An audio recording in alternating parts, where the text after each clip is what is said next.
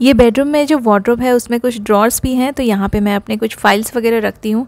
आज एक फ़ाइल ढूंढने के लिए मुझे कम से कम आधा घंटा लगा, क्योंकि मैंने उसे ठीक से रखा नहीं था। एक्चुअली रखा था मैंने, लेकिन ये एक के ऊपर एक सब आ जाती हैं, और जो भी मुझे फ़ाइल चाहिए थी ना वो सबसे नीचे थी, और ये सब ढूंढने में मेरा काफ़ी ज़्यादा टाइम वेस्ट हो गया।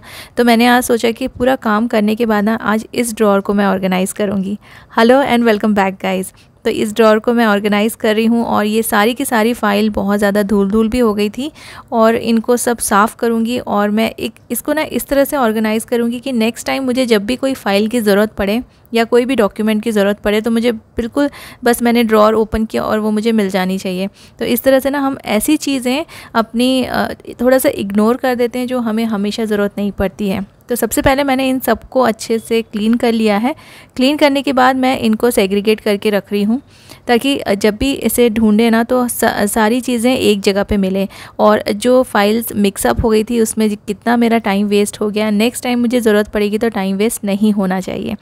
इस बॉक्स को मैं यूज़ करूँगी इन सभी फाइल्स को रखने के लिए, साथ में रखूँगी, लेकिन इस तरह से रखूँगी कि ये ना कोई भी आराम से निकाल सके, और पता चलेगी जैसे अगर मेरे हस्बैंड को भी इसमें से कोई फ़ाइल निकालना पड़ रहा है, ज़रूरत पड़ रही है, तो बस उनको सामने सामने से दिख जाए और आराम से ना निकाल सके बिना टाइम वेस्ट किए। तो ये वाले बॉक्स को सबसे पहले तो मैं एक पुरानी टी शर्ट से कवर कर लूँगी। कुछ नहीं, बस इसको उल्टा करके डालना है आपको टी शर्ट, और फिर इस तरह से टर्न कर देना है। इसका जो सेंटर में एक्स्ट्रा पार्ट है उसको मैं कट कर दूंगी, और बाकी जो टी शर्ट का बाहर का जो पोर्शन है ना बॉक्स का, उसको मैं ऐसे कवर कर रही हूँ। आप चाहे तो किसी पेपर से भी कवर कर सकते हैं, क्योंकि ना ऐसे बॉक्स रखना मुझे अच्छा नहीं लग रहा था और वो दिखने में भी बहुत ख़राब लग रहा था। तो अंदर से मैंने एक पेपर भी लगा दिया है, ताकि ये जो टी शर्ट मैंने लगाया है वो निकले नहीं। तो सारी की सारी फाइल्स मैं भी ऐसे रख रही हूँ, लेकिन इस तरह से रखने से भी प्रॉब्लम सॉल्व नहीं होगी, क्योंकि जब भी हमको ढूंढना है तो हर एक फ़ाइल निकाल के देखना पड़ेगा कि किस में क्या रखा है और कौन सा डॉक्यूमेंट किस फ़ाइल के अंदर रखा हुआ है। तो इसका ये वाला जो प्रॉब्लम है ना वो सॉल्व करने के लिए मैं कुछ क्लिप्स यूज़ कर रही हूँ, लेकिन अनफॉर्चुनेटली मेरे पास ये वुडन क्लिप सिर्फ 2 ही बची थी, बाकी सब टूट गई है और मैंने कहीं ना कहीं यूज़ कर लिया है।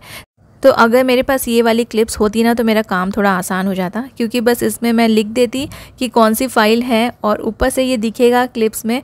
कोई बात नहीं, मेरे पास ना ये बाइंडर क्लिप्स भी है, और बाइंडर क्लिप्स में मैंने वाइट टेप लगा के फिर मैंने यहाँ पे लिख दिया है कि इसमें कौन सा डॉक्यूमेंट है। और अगर 4 फाइल्स मेरी है तो मैं चारों में अपना नाम लिख के इस तरह से मैंने इन बाइंडर क्लिप्स को लगा दिया है।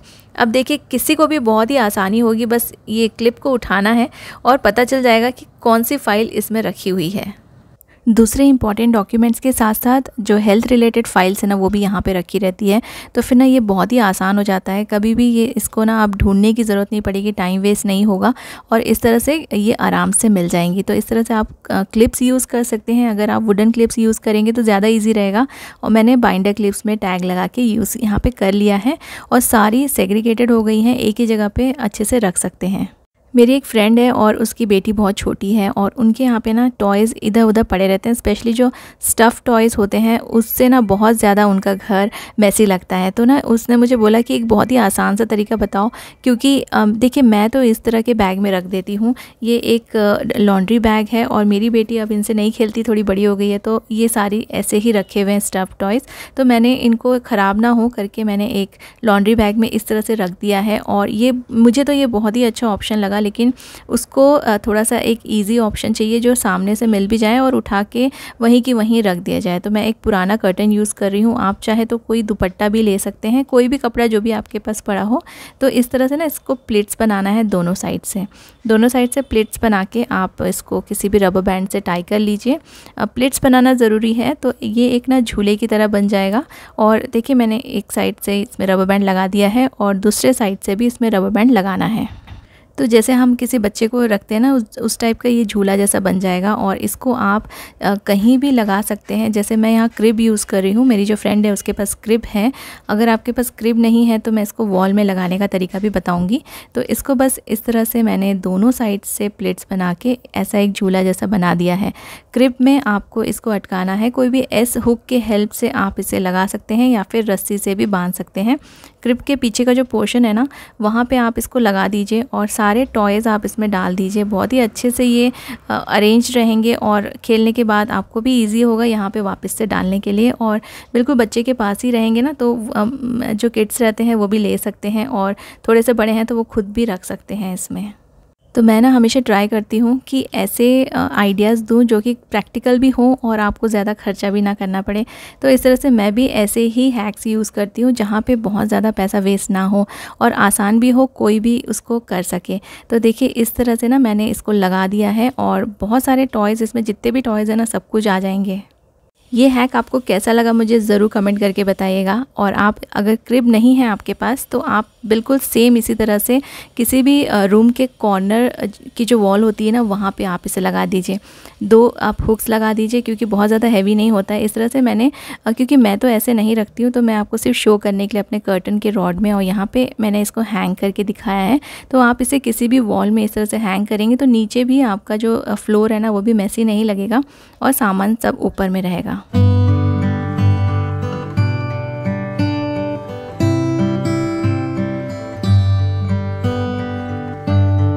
मेरे वार्डरोब से मुझे एक बहुत ही क्यूट सा एक बैग मिला है। ये पोटली बैग टाइप्स है, किसी गिफ्ट में आया था और इसको मैं बाहर यूज़ नहीं करती हूँ, तो इसको यूटिलाइज़ करूँगी कुछ चीज़ें रखने के लिए।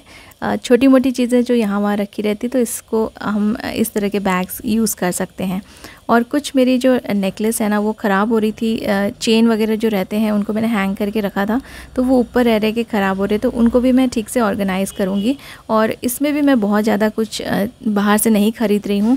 ऐसे मेरे पास कुछ कार्ड्स पड़े थे, ये कुछ कूपन्स हैं जो कि एक्सपायर हो गए हैं, तो अच्छे कार्ड्स में ही ये बने हुए थे। तो इन कार्ड्स को मैं थोड़ा सा कट करके ना अपने सारी ज्वेलरीज जो है, जो नेकलेस है, उनको जैसे हम बाहर से नेकलेस लेकर आते तो इसी तरह से हमें मिलते हैं, तो आप भी इस तरह से ना कट करके इन छोटे छोटे पीसेस को यूज़ कर सकते हैं और आपकी जो ज्वेलरी है फिर वो ख़राब नहीं होगी, टैंगल नहीं होगी।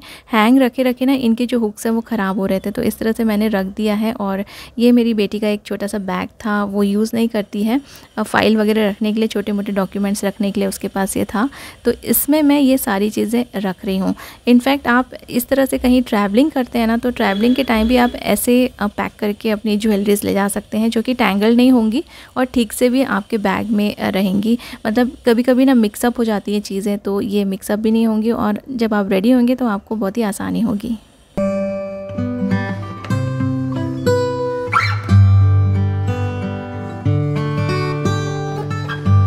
ये वाला बैग मैं यूज़ करूँगी टाई और टाई के साथ साथ जो भी एसेसरीज़ आती हैं उन सबको रखने के लिए, क्योंकि ये जितनी भी टाइज़ रहती है ना ये काफ़ी कॉस्टली रहती है और बहुत ज़्यादा हम हर समय इनको नहीं ख़रीदते हैं। ऐसे ही अगर आप रख देंगे तो ये ख़राब हो जाएंगी और इनको अच्छे से रखने के लिए ना मैं ये वाला बैग यूज़ कर रही हूँ।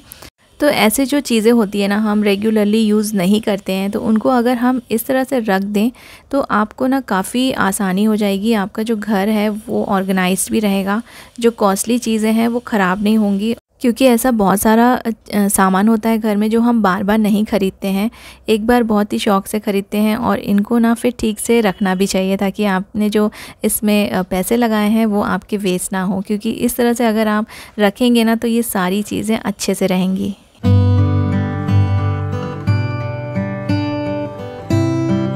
तो देखिए घर में जो भी सामान रखा रहता है ना वो कभी भी वेस्ट नहीं होना चाहिए, तो उसको किसी ना किसी तरह आप उसको यूज़ करके देखिए, कहीं ना कहीं यूटिलाइज़ कीजिए, तो आपका घर ऑर्गेनाइज तो रहेगा ही, साफ़ भी रहेगा और आपकी चीज़ें ख़राब नहीं होंगी।